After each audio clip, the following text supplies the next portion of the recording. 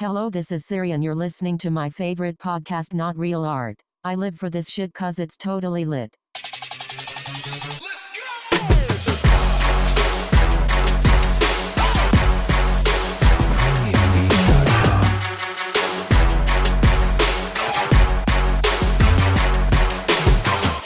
Greetings, artists and art lovers. Welcome to Not Real Art, Siri's favorite creative culture podcast.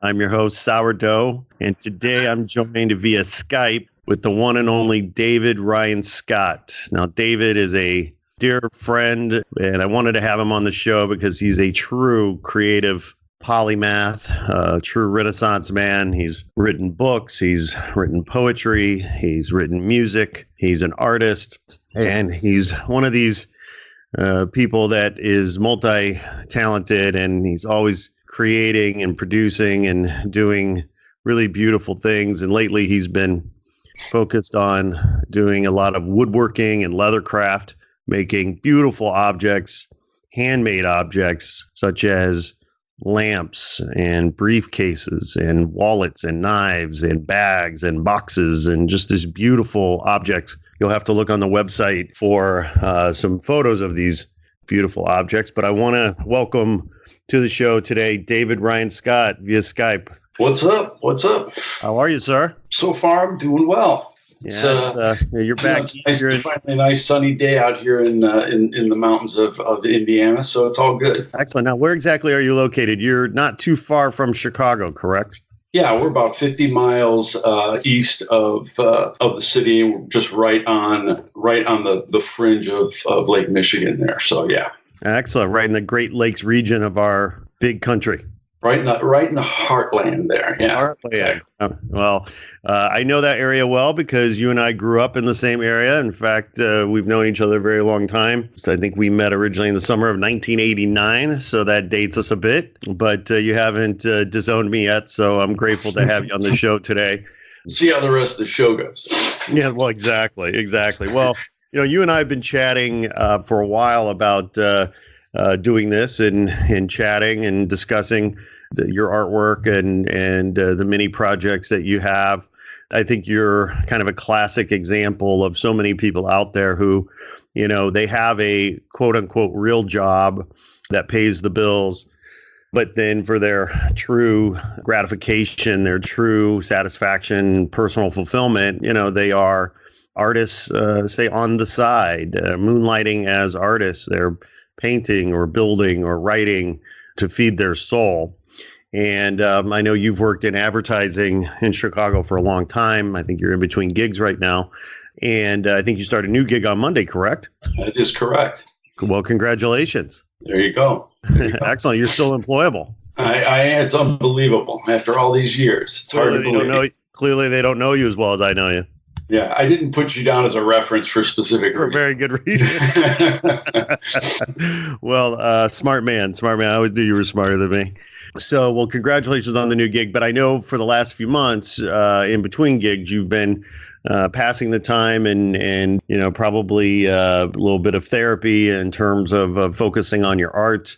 And, as I said, I've been wanting to have you on the show for a while, but the other day, I was particularly inspired to make this happen, in part because you are about to start your new job and life's about to get very busy, but also because of a post, that you made on Instagram. And, I've been following you now for a long time, and people can follow you at David R. Scott on Instagram. Yes, indeed. And, watching you post is always fascinating and inspiring because you're good about documenting your journey as you're learning new tools, new skills, new techniques. And you tend to focus on kind of a project at a time, an object at a time, whether it's a table or a lamp or a box or a chair.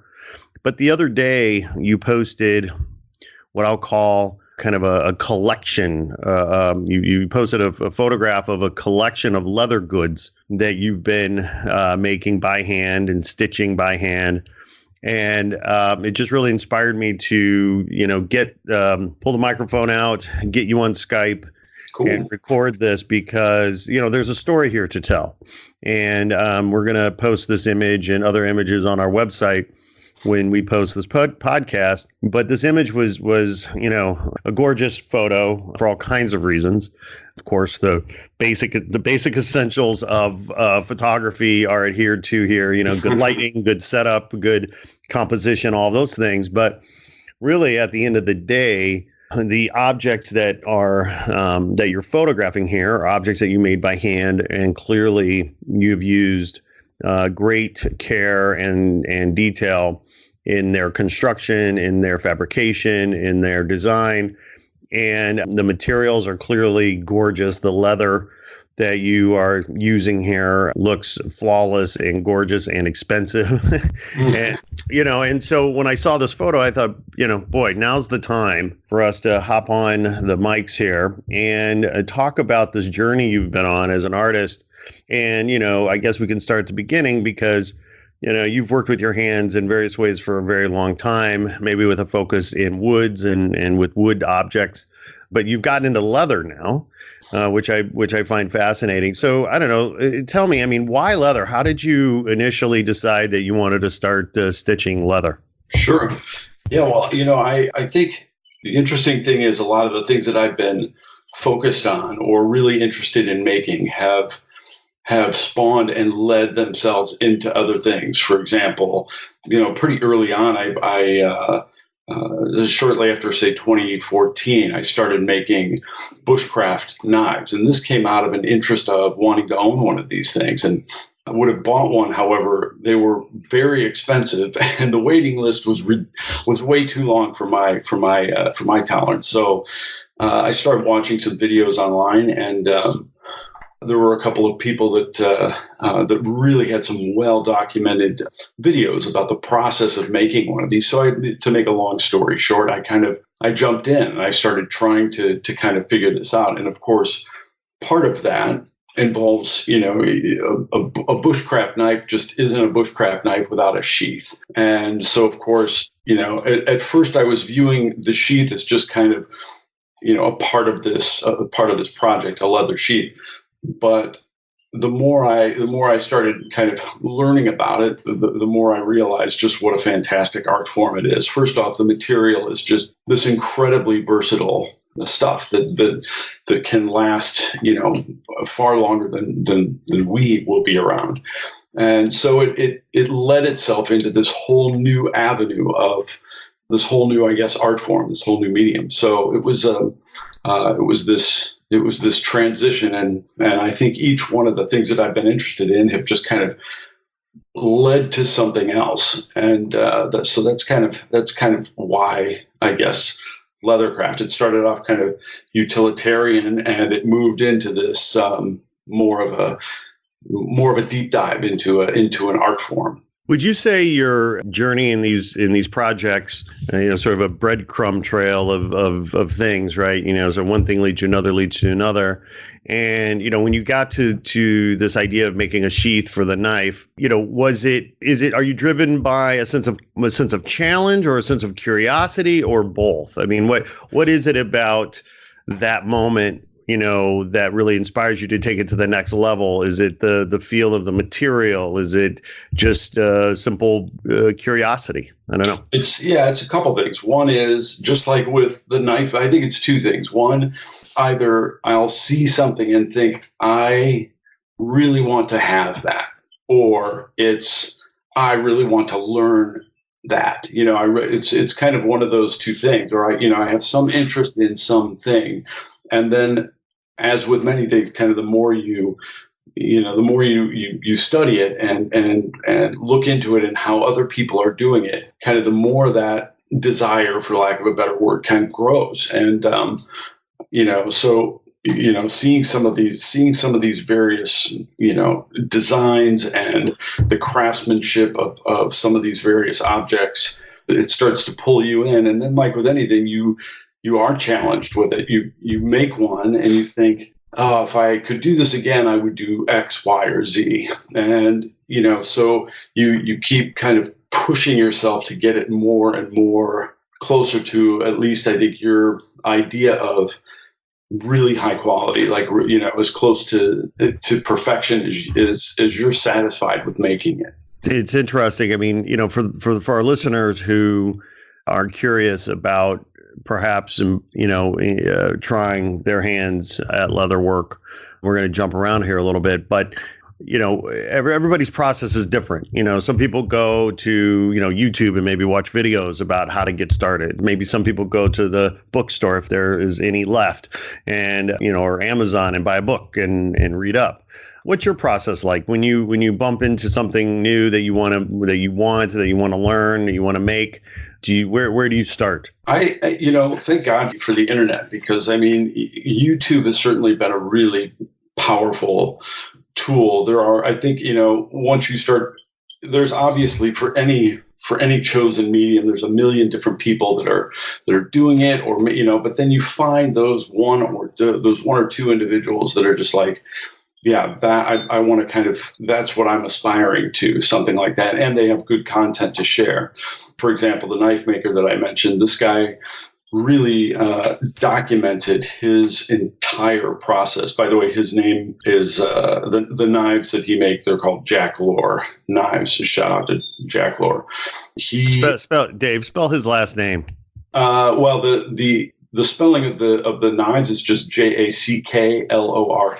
Got it. Okay. So, but the thing that was great about his work was that he not only documented things very thoroughly, but you really got to watch his entire evolution. You got to see, like, from the very, very early stages, he started documenting this. And now he's a very highly in demand, and there's a huge waiting list for his work. But, like, it was just fascinating to watch his failures and the things that he would point out his mistakes and things like that. So he was very honest in his delivery of this content, and it was a great deal of information. So, I think that's normally where I'd start. Now, if we go way back, in fact, one of the things that I think really helped kind of inspire a lot of this building stuff was when I was still in high school. I really wanted to have a kayak, and they were very expensive for somebody who was in ninth grade. And my dad said, "Well, let's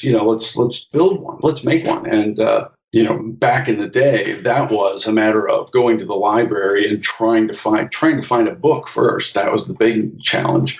And once you were able to find that, then kind of moving forward from there. And I think ever since doing that, that kind of helped pull me into this, like, oh, I can make this thing, or this is something I can do, that I can figure out if I just take the time and, search out the resources. So clearly your dad was a big inspiration. Shout out to Mr. Scott. Was he a DIY guy himself? Sounds like he was kind of good with his hands as well. I guess growing up, it was just kind of a normal thing. There was always some project that was being created at the home, whether it was, building harpsichords or, small. Wait, your dad built a harpsichord? Yeah, he built several, actually, just things like that. And these were things that I just considered, like, these were normal. This was, so I kind of took it for granted, and I was really young when some of this was going on. But it definitely, that spirit of that mentality really rubbed off on me. And a lot of that was, I think, for him, driven by, curiosity, which he still has a tremendous amount of today. Just like, how does this thing work? How can I create it? I mean, he's in his mid-70s and still doing 3D modeling on his computer. So it's pretty fascinating. Wow, that's pretty cool that your dad was creative and inspired you to be creative as well in such a deep way. That's exciting. So clearly, building this kayak was instrumental and a bit of a milestone in your journey as an artist in terms of using your hands to make things. Now, we've sort of referenced, and we'll get back to the leather goods in a second, because I want to. There's many objects here that you've created, but I don't want to gloss over the fact that you kind of got into this by first starting to make knives. And, that involves metal, that involves wood, that involves any number of techniques and tools. How long were you making knives? I started doing that, like I said, around 2014. And it took me a while to figure out where this urge came from. And after thinking about it for a while, my career was very digitally centric. And initially in that career, I did have kind of a creative outlet. I was making things. I was doing a lot of animation and things of that nature. And then I moved kind of into more of a management position and became, less of a doer, I guess. And so there was this hollow space that really needed to be filled. And so that's where this whole knife making journey kind of began. And this wasn't a suicide mission, was it, Dave? No. At least I hope not, anyway.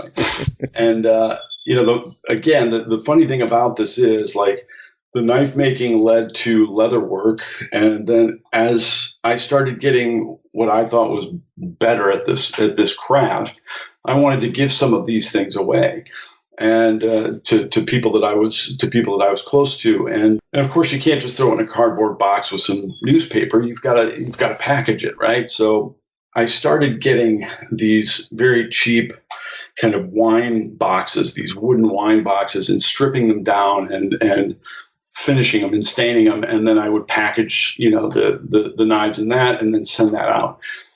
But I was frustrated with those boxes because they were kind of just cheaply put together. It was far better than cardboard, but yet still kind of not what I want. So I thought, I should be able to make these things. I should be able to figure this out, and they should have like nice dovetail joints, and they should be these beautiful things just to kind of complement this tool. So again, from knife making to leather work and then into woodworking. And the initial goal was just to figure out how to make a really nice box. And of course, it blew up into, a whole slew of other things and several $1,000s in tools and materials. And, but that's just kind of how this journey has gone. It's been fascinating. So you mentioned tools. Now, one of the things that has struck me about your process is that many of your tools are handmade themselves, right? So to make this point clear to our listeners, your objects are handmade, but you also hand make the hand tools by which you make your objects. Do I have that right? Not entirely. Like, the tools are all hand tools. So like there's something about for example, with woodworking, I do have a few power tools for bigger repetitive tasks, but 90% of the tools that I use are hand tools. So it's a slower process. It's a more kind of a quiet process because for me, I think the joy comes from building it. It's worth mentioning, like, I'm not mass producing these things and selling them. These are each one is kind of its own individual thing. So really, kind of enjoying that journey, that process of slowing down a little bit, and kind of really, it gives you an opportunity to put your hands on the material versus just letting a machine do some of that work, whether it's the woodworking or the leatherworking or whatnot. Okay. Got that. Now, with the knives, however, I mean, and by the way, I want to point out, I happen to be one of those lucky recipients who got a gorgeous knife as a gift. So many thanks for that, sir. It's just sitting a few feet away from me right now. I look at it often. It's a gorgeous piece of art, but it's a combination of woods and metals and things. And so I'm sure our listeners think that you may also be a blacksmith where you're, pounding out these blades yourself.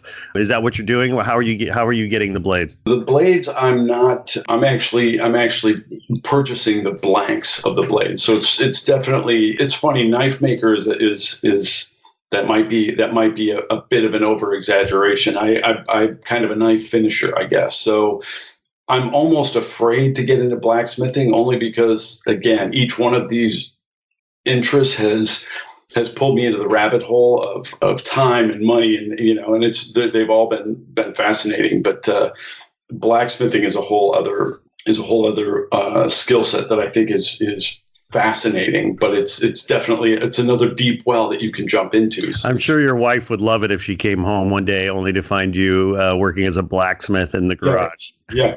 My neighbors would love it. The sound of that hammer hitting the anvil, they would love it. He used to work so quietly. Yeah, right. Just what has happened?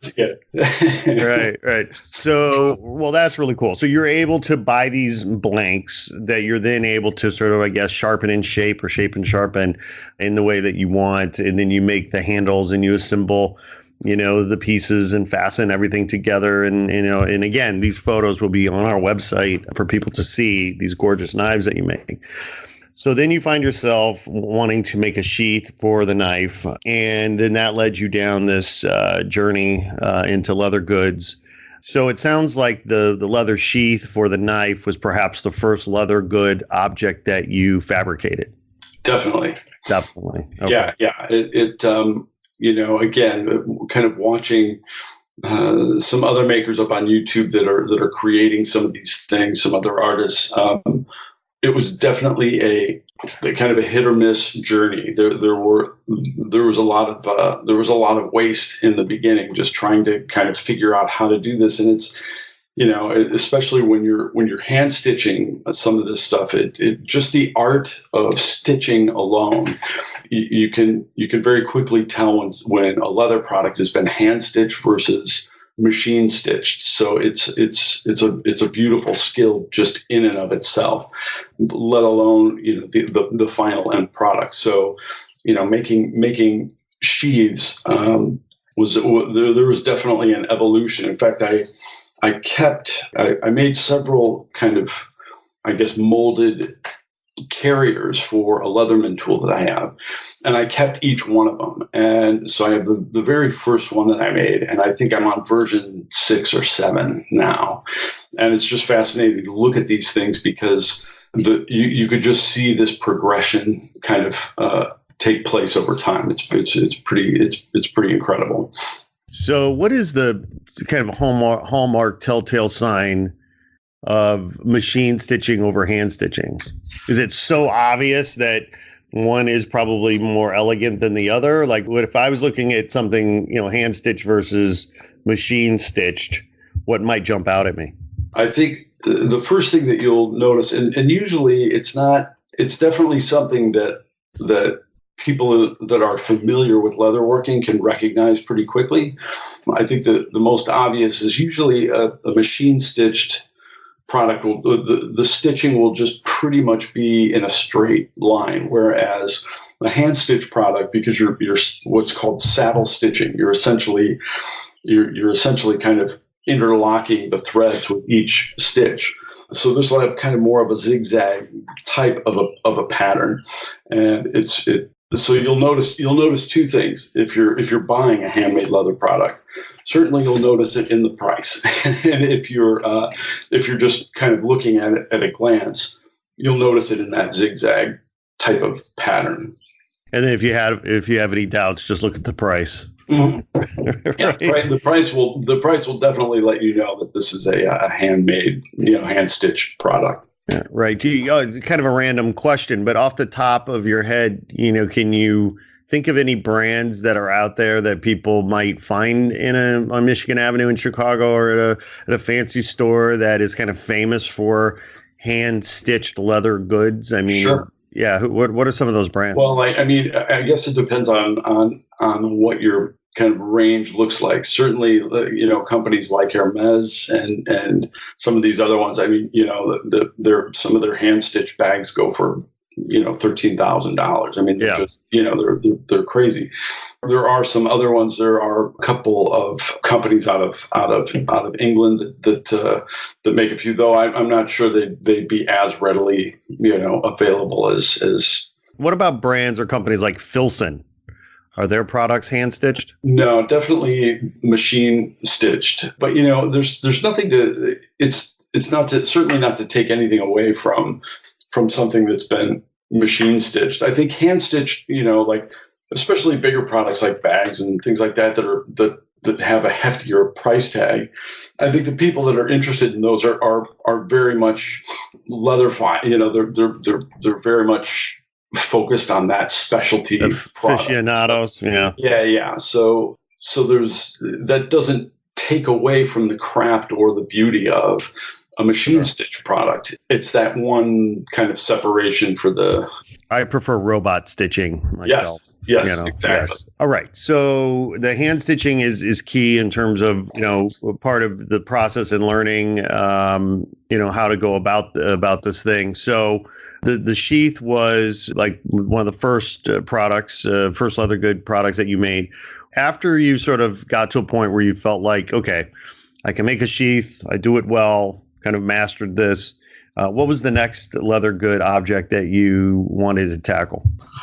Well, the weird thing is I guess kind of creative outlets for me, they come and go. So like, as soon as I started playing around with some woodworking things, the knife making took a back seat, as did the leather work. So I started deep diving into woodworking and working with different kinds of woods, etc. But then, after doing that for a while, then, maybe I'll see something online, or I'll be curious about some element of some, skill, and then away we'll go again. So with leather work, for example, that's kind of what happened. It was very much woodworking, and then I stumbled upon, and I can't even remember the name of the link or why I was even there, but somebody was making wallets. It fascinated me only because you would think with size comes ease. So you would think bigger, like a bag or something that would be really complicated, and something small like a wallet would be really easy. And wallets are really tricky to make, at least to do it cleanly. Now, it's fair to say that I'm still relatively new to the craft, so I'm sure as time goes on, it becomes easier. But you're working with really, really thin leather, sometimes less than a millimeter thick. And so to not kind of pull or misshape or mar or the leather itself, it's a really tricky thing to do. So that's where leather working kind of moved into this next step, because everything I'd done prior to that was just with very thick leather, and it was very everything was kind of beefy and heavy. And so I started moving into some of these other products. So it was kind of sheaths, and then it was kind of like journal covers and smaller kind of leather goods, and then kind of into some wallets and things like that. And then more recently, like a briefcase, and just kind of jumping around and trying to explore different products and different techniques to make those products. So would you say that some of these products were chosen because you wanted to kind of go deep on a particular kind of technique? So it's like, oh, I want to learn this technique, therefore making wallets will force me to focus on those techniques? Yeah, definitely. The wallets definitely, that was definitely the step. With the briefcase, it was more of a, oh man, I really want to make one of those. After seeing a couple of these, very classic English briefcases, really simple, beautiful designs, but not with a bunch of stuff kind of hanging off of them. That was more of a, oh my God, I just became really inspired by the product itself, and really wanted to make one for myself. And so some of that was, I want to learn these techniques, and another part of that was, I really want one of those. It's cool, it's just a cool thing. It's a beautiful thing, and frankly, I don't even know if it's something that I would use every day, but it's just this great. It's just this great challenge to create this thing.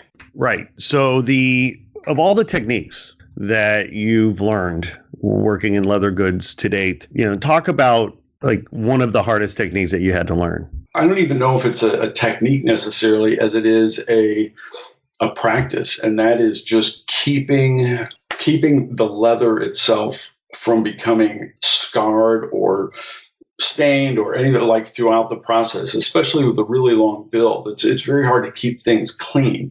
It's a lot harder than you would think, and it also becomes more difficult depending on the kind of leather that you're working with. Some leathers are kind of really susceptible to that. Some are less so.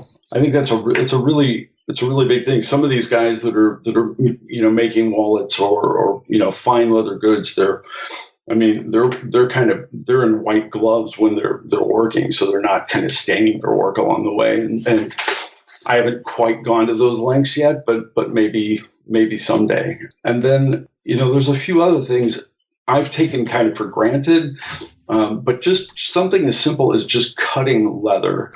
Leather is a stretchy, bendy material to cut a nice, clean 90-degree angle in a piece of leather, you have to think about it. Whereas with wood, there's still challenges there, but it's much more rigid. Therefore, you don't have to worry about it bending or flexing, so that that your nice straight line ends up becoming a big kind of a curved line. So I think some of the more simple things that you wouldn't think of are things that can be challenging depending on what you're working with. So it sounds like with the leather, cutting leather, it sounds like it's a way more challenging than cutting wood in some ways, because it's so pliable or so flexible, a lot of give and take in leather, I guess. Would you say that cutting leather, it's different every time because leather's different every time? Or would you say that cutting leather becomes easier the more you do it, no matter the leather? Right? So it's kind of a feel. I think it's not so much that it's hard. It's just something that really, every time you do it, you need to be conscious of the action of doing it. Because if you try to do it quickly, or if you're not paying attention to it, you won't end up with a nice clean line, or maybe your line will kind of bevel in or out. So, kind of keeping everything, sharp and square, you just have to pay attention to it. So there's definitely some leathers it's not a big concern. Certainly the heavier weighted leathers and things like that. So, but again, it's just something that I never really considered. Certainly being a woodworker, I never considered this could be a potential challenge. And when you buy an expensive piece of leather and you go slicing through it, it definitely, there have been a few times where I've either the end product has been smaller or I've had some waste, just because those lines weren't sharp, and therefore you could end up with something that's crooked or it doesn't match up. What kind of knife or blade are you using to cut the leather? I'm using as with any craft, there's a multitude of tools out there. So, and I've seen several. If there's a lot of curved work and it's really thin leather, I'll use something really fine, almost like an X-Acto knife. If it's heavier leather, I'll use something like a utility knife. Now, it's fair to say that could be that's probably part of the issue that I'm having, because there are knives that are very specifically made for cutting leather. There's a big curved, like a half moon shaped knife. There's obviously all kinds of different tools, but I think even with those, you still have to pay attention to the fact that this is potentially a stretchier kind of material that could shift and move around on you as you're trying to slice through it. So, sounds like this is quite a nice meditation as well as you're working, as you're sort of forced to be present, you're forced to be mindful. To me, I think that's probably at least half of why I do all of these things. I like the process of this weird evolution, whereas initially it's all about thinking about the steps, thinking through how something needs to be done and kind of the challenges, because you have to train your hands, you have to train your eye in terms of, if I'm working with wood and when I cut through a piece of wood and I'm doing it by hand, is is this straight cut? Is it parallel? Is it perpendicular? All of these things. So yeah, there's that part of really learning the process. But then once you get to a point where it's almost where that muscle memory kicks in, then you enter this really beautiful space of going into that zone whereby I know a project is really good if I'm forgetting to eat or like I have to remind myself, like, hey man, you got to eat something. It's like you need to stop and or you need to sleep. Sure. Because you get caught in the zone and time just becomes irrelevant at that point, and you really get lost in it. So it's an interesting place to go. So you've referenced materials many times already, right? We've talked about obviously the leather. We've referenced wood. We've talked about the blanks that you're buying, the metal blanks you're buying for your knives. I remember reading an article years ago, interview with this famous industrial designer, and he was talking about how for him, his name's Mark Newsom, the Australian designer. He's been incredibly prolific over the years, designing, everything from watches to boats to, buildings to headphones. I mean, you name it. But he, in this interview, was talking about for him as a designer, as an industrial designer, it always starts with the materials. And he was talking about how in his studio, he has a table that is just piled full, just full, a big pile of material and materials. And he was talking about how it's kind of this sacred zone where no one really but him and maybe a couple of other, special people are able to go and touch the objects on the table because, whether it's fabrics or leathers or metals or God knows what, synthetics, what have you. For him, he's always curious about materials because for him, it always starts with the material and what's appropriate for that material, what the projects he gets, what kind of materials will help solve those briefs, so on and so forth. And the old adage about garbage in, garbage out. You have referenced materials several times yourself. I've seen many of your pieces. I own several of your pieces, thanks to your generosity.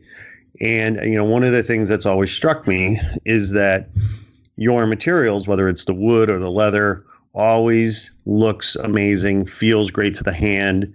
There's a kind of inherent quality that exudes, from your object. So talk a little bit about your process in terms of sourcing materials, how you go about finding those suppliers, testing those materials, because at least the many of the objects that I'm aware of looks like you put a premium on the material that you're using. Let's just be fair here, because I put a premium on the people that I'm giving those things to, because it's like, I know if this is going to Sourdough Power, like this better be good, because it's good. Damn right, it better be good. He's going to be paying close attention. That's not to say he's going to be scrutinizing, but he's going to be very much aware of how well these things are put together and how they, so yeah. But I woodworking is a really good example of this. Like, the first things I started making were just with regular domestic hardwood. So your oak, maple, walnut, just things that you could pretty easily lay your hand on.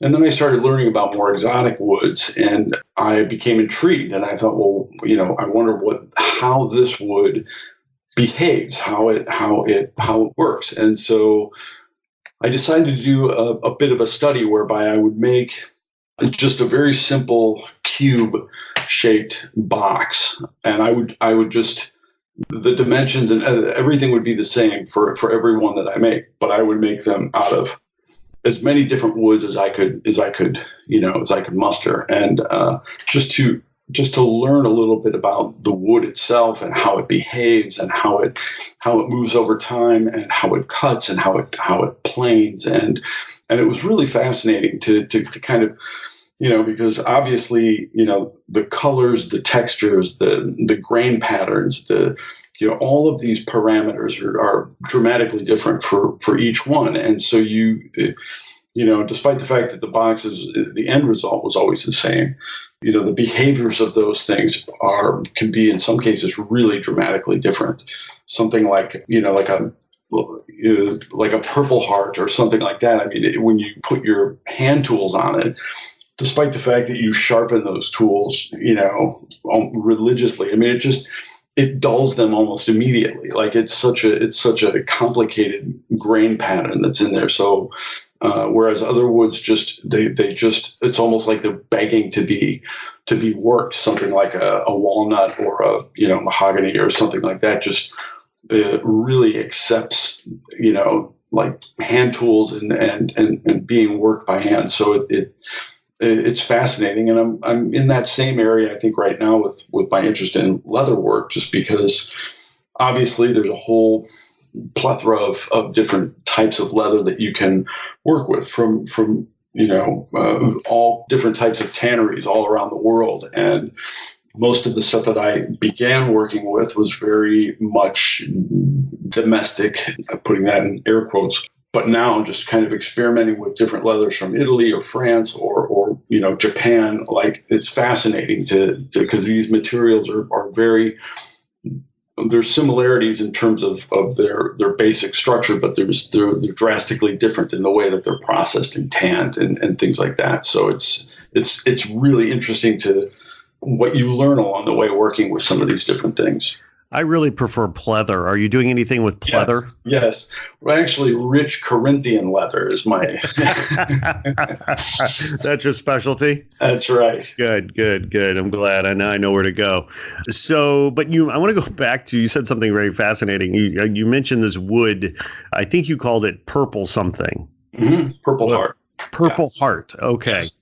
Fascinating name for wood, Purple Yes. Heart. And you said that it is the grain is so complex that it almost automatically dulls your tools as you're trying to cut into it. Tell me more about this Purple Heart wood.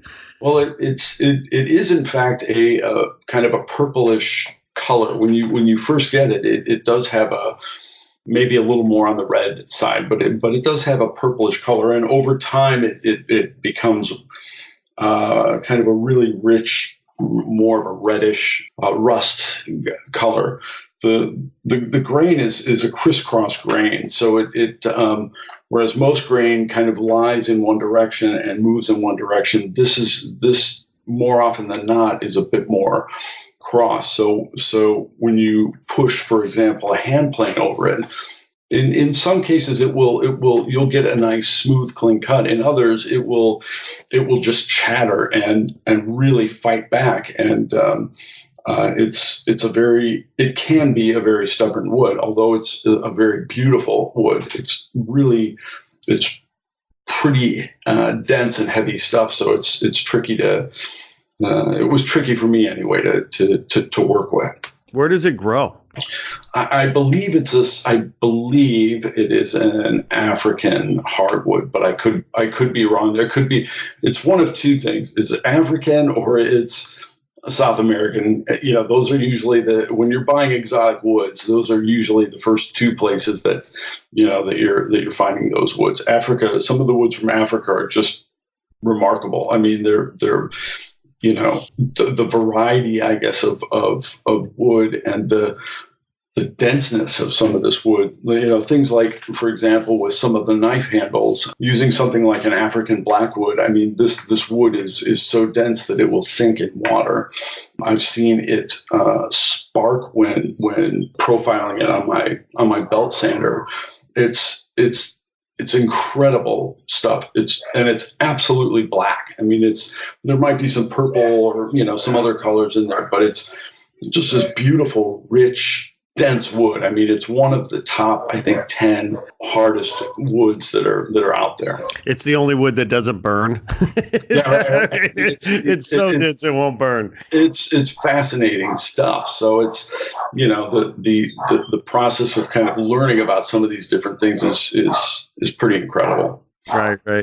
I hear our friend in the background. Sounds like somebody's begging for attention. Yeah. No, I'm guessing there's a leaf blowing across the yard or something like that. Something Exactly. Yes.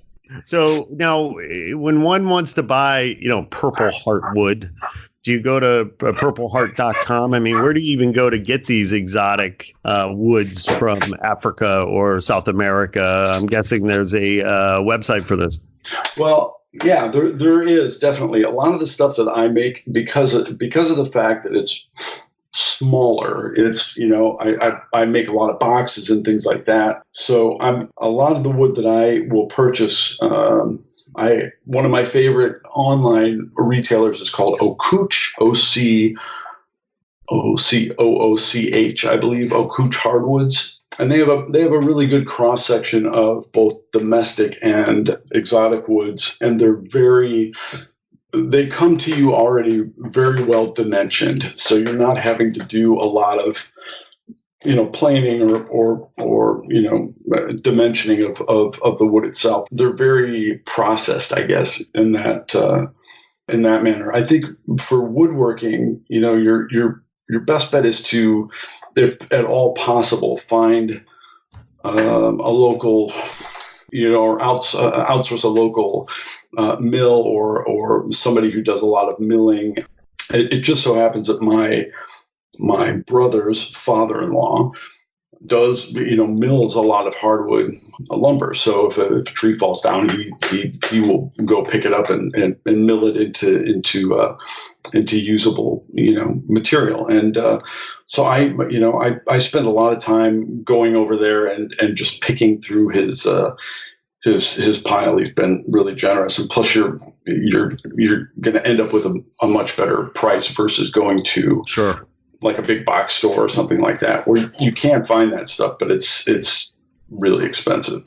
Well, so let's talk about the leather you use for a moment, because one of the images I noticed on your Instagram a while back, or actually maybe you just texted me this photo, but it was you had purchased this leather and you had it sort of laid out in a room, I guess, in your home, and you had photographed this leather, sort of one big long piece of leather. Yes. And it was just stunning. I mean, just the photo of the leather itself was was gorgeous. And this very rich, warm, color of the material. Where do you source your leather? How did you find this gorgeous leather to work with?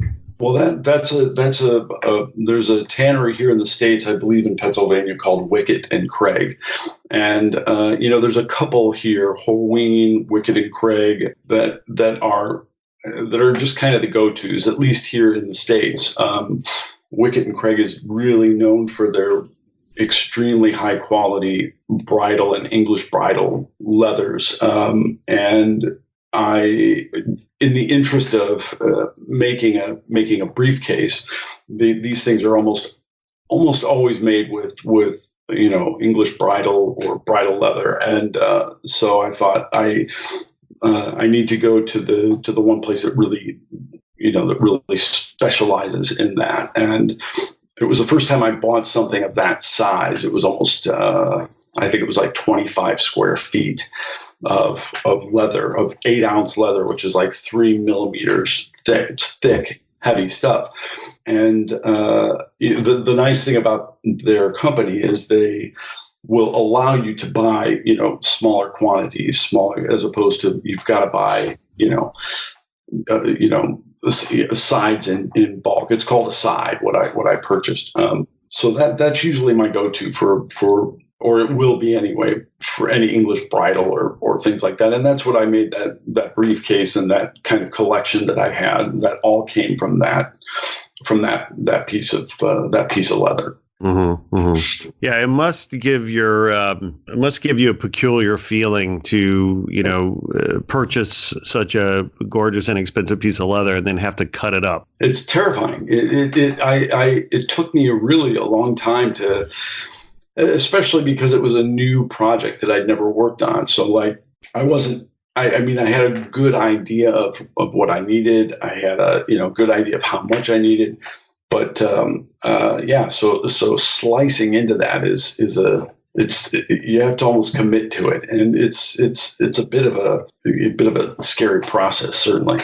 Well, the only thing, or one of the things that I understand cuts better than leather, more easily than leather, is human flesh. Have you ever had an accident in the shop? I've never had a problem, Scott. I've never had. Wow, then you must not be a real professional. No, I certainly did. In fact, the night I decided to cut into that leather, I'm like, hey, I'm finally committing to this process. And so I was in the garage and I was doing something else, but really my mind was on the process of kind of slicing this up and getting this thing ready to go. And I was cutting something else, and I took a really lovely bite right out of my finger, which kind of derailed my working for the night. So luckily it wasn't too bad, but it was just a stupid,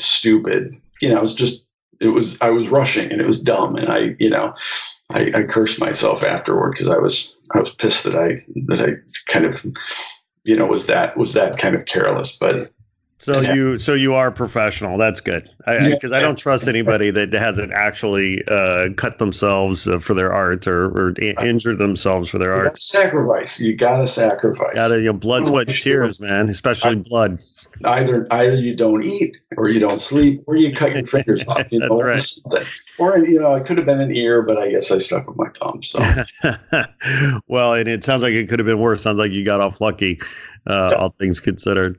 But isn't that fascinating, right? I mean, you fully admit it's like, look, I wasn't paying attention. Like, no, definitely just not. My dad mentioned to me, he's like, no, ever since I did that, and of course I had to share some pictures of the wound, which was pretty gross.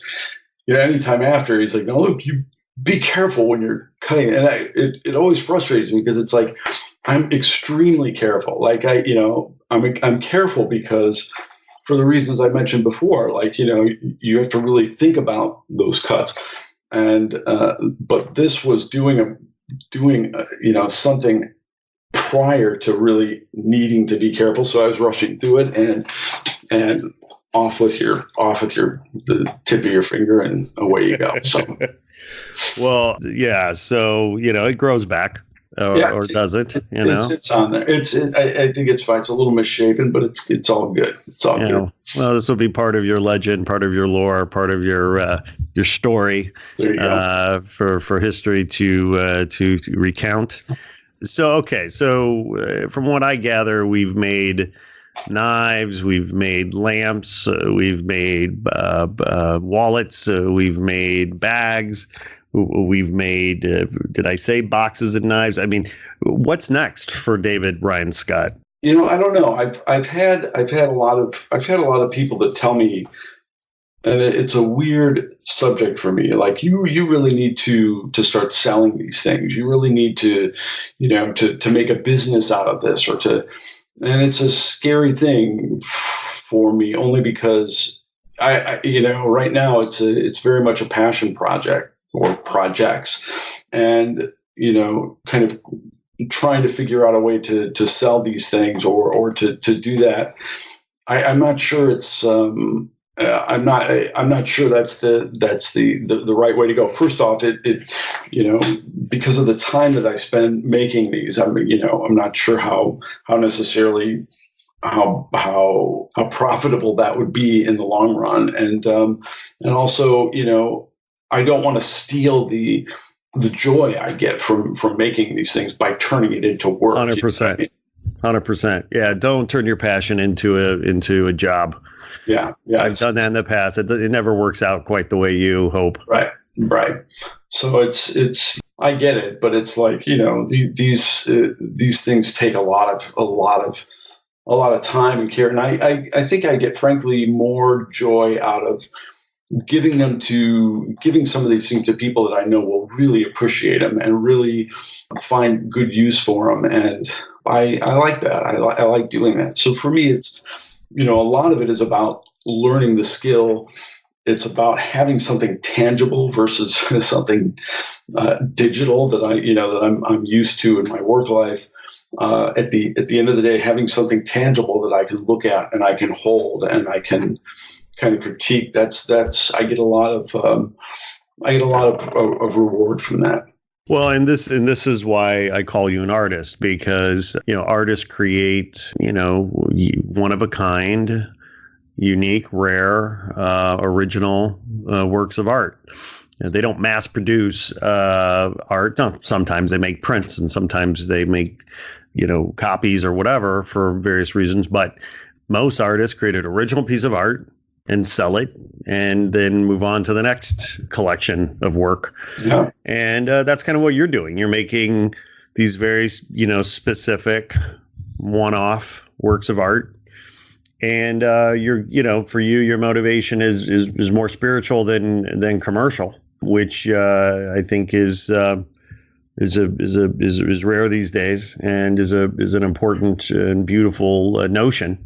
Yeah. And that's why I think of you as an artist. Do you think of yourself as an artist? I really appreciate that, and I don't know. I mean, I think at the end of the day, some of the things that I'm making, I'm creating are very beautiful, like pieces that I would consider art. So I guess in that respect, to a certain level, yes, I would say that I am. I don't view the craft or the processes as being so much art as it is just being this interest or this curiosity in this particular skill or technique, or I really enjoy kind of learning about especially some of these older techniques. Like when I started doing woodworking, the discovery of hand tools was this fascinating thing. When I saw somebody using a hand plane, I thought, well, here's this tool that's like, certainly we have more efficient, fast tools out there to do this one specific thing. And so I went out and I bought one. I thought, well, I've got to try it and see how it goes. And I bought a really cheap one, which almost scared me away from doing it because it was awful. It didn't work. It didn't, despite sharpening it and setting it up right, it sucked. It just didn't do the job. But when I bought one that was better, it still wasn't like the best, but when I bought one that was better and I got it dialed in, and all of a sudden I discovered like just how magical these things are. Like they're incredible tools in the precision and the efficiency and the like what you're able to do with them. It's really remarkable. And cutting miters with a hand plane, I mean the accuracy that you can get is second to none. It's just absolutely perfect when you have it set up right. And you could still come very close, I think, with power tools, but I don't think you can. I mean, with a hand tool, you're talking about shaving off things that you could measure with a micrometer. Like just these wisps of wood to really dial things in and get it perfect. So I let off on a tangent there, but yeah, the tools, the techniques, and the process, I think those are the things that really, really pull me into some of these crafts, I guess, these arts. Would you say, so you just completed this briefcase, which feels like the, kind of crown jewel of this, leather goods collection that you've been working on, and as represented in your Instagram post that I mentioned. Do you have a sense of where you go from here? Are you going to continue to make leather goods? Are you going to pivot into a new kind of material? Well, the briefcase was the first. It was the first bigger project that I've ever done working with leather, and I definitely want to build a few more of those because there's a lot that I learned, and there's obviously a lot of different styles that you can make with those. So I'm eager to kind of continue doing some of that. And as far as where things go, I mean, I really can't say. I finally succumbed to the fact that this, if you want to call it a journey, has really it's unpredictable. It just So one day it's wood and one day it's leather and one day it's working with stone and like all these different things that just kind of spark an interest and a curiosity. And it's really hard to predict where that may lead. Well, I look forward to hearing more about your journey and where it all leads moving forward. Will you come back and tell us more about the exciting projects that you work on in the future? Most definitely. I will try not to cut my fingers off so I can continue to play with some of these things. And I'd love to come back always. Well, you know what? The more limbs you lose, the more interesting the story. That's right. So, don't be shy, but be strategic. Don't cut off a finger that you really need. Exactly. And, I'm very grateful for you taking time out today, David, to come and share with our listeners your passion and your work, because as our listeners will see when they look at the images posted on our website, that clearly your attention to detail, your level of passion and love that goes into your work, it's bar none, really, in terms of it speaks for itself in terms of excellence, your attention to detail. I think it's safe to say you are definitely anal retentive, type A, obsessive compulsive. Check those boxes. What other mental illnesses it takes for artists to do great work? You apparently have them all. I don't know. It's beautiful stuff. I appreciate that, especially coming from you. I would know, about crazy, but you're crazy good when it comes to this amazing works of art that you make. I know I enjoy the objects you've sent me. They're around my office. I have a couple of lamps. I have boxes. I have knives. I have arrowheads. My God, we didn't even talk about your passion for hand making arrowheads. Yes. In fact, funny story and true. So you can see me on Skype. You can see where I'm sitting at my desk. Okay. So I'm going to reach out of the camera view. Okay. I'm going to put my hand. I'm not getting up. It's literally on my desk. I'm picking up this box that you sent me. Okay. I'm going to open up this box. Okay. And in this box, and I'm telling the story because for our listeners, because Dave sent me a gorgeous object that he made, and I to thank him, I don't make leather goods, but I drank a lot of whiskey, and Johnny Walker Blue is one of my favorite drinks, and so I sent David a bottle of Johnny Walker Blue to thank him for this gorgeous artwork that he made for me and sent to me. And so David not only promptly drank the whiskey, as any good friend will do, but then he promptly turned around and sent me back a gift of arrowheads crafted out of blue glass. I will post these on the website as well, but he literally took the bottle that I sent him, drank it, and then proceeded to break it and make arrowheads. Yeah. Out of the glass. It sounds so funny when you tell it in that fashion. Yeah, it's weird. It is, and I have these handmade arrowheads crafted out of blue glass from a Johnny Walker Blue bottle. And they're just gorgeous. And they sit on my desk right here in this box that you sent me. And it's just gives me a lot of joy and satisfaction having this here. But that's the kind of artist that you are. And that's why I appreciate you being on the show, because you see things, you see opportunities where most people just see, empty bottles. And that's a very unique gift. And I'm just grateful you took time to share with us today, Mr. Scott. Good luck on your journey next week. I understand you're starting a new gig, so best of luck there. Should be good. We'll see how it goes. Excellent. Well, have a fantastic weekend and come back and see us. Always. Thank you much, Scott. Be well. Over and out. Cheers.